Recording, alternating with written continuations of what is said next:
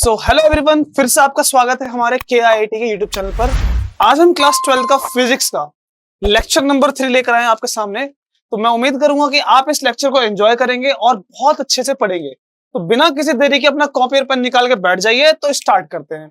First we have the topic dielectric strength. क्या होती है डाइलेक्ट्रिक स्ट्रेंथ, पहले समझ लेते हैं, फिर डेफिनेशन पे जाते हैं।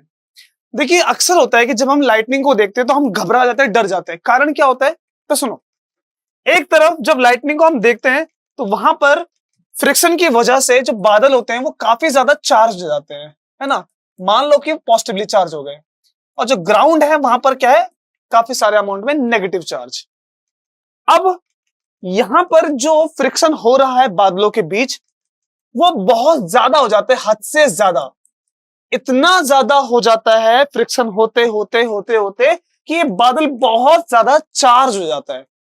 इसके बहुत ज्यादा चार्ज होने की वजह से जो हवा में, जो एयर के मॉलिक्यूल्स में ये जो इलेक्ट्रॉन होते हैं या प्रोटॉन होते हैं, कुछ भी मानिए, positive charge negative charge, main क्या है कि चार्ज होने से बादलों के काफी ज्यादा जो हवा के इलेक्ट्रॉन है वो भी इनकी तरफ खिंचना स्टार्ट कर देते हैं और चलना शुरू कर देते हैं।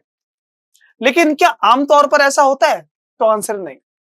जब हम अपने घर में रखे स्विच बोर्ड को ऑन करते हैं और जब हम उस स्विच के आगे जहां पर 3 प्लग वाला होता है, कुछ इस तरह से देखा होगा आपने, इस तरह से 3 प्लग होते हैं, उसके सामने हाथ रखो, आपको करंट नहीं लगता।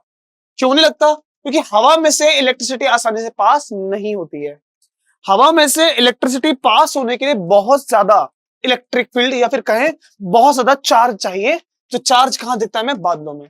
तो हवा में से चार्ज जब यहां खिंच के जाते हैं तो वो इलेक्ट्रॉन मॉलिक्यूल से टकराते हैं, ठीक है। खैर, जब वो टकराते हैं वो लाइटनिंग पैदा करते हैं।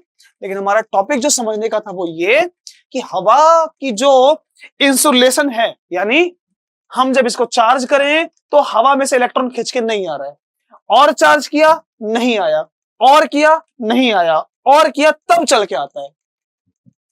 क्यों?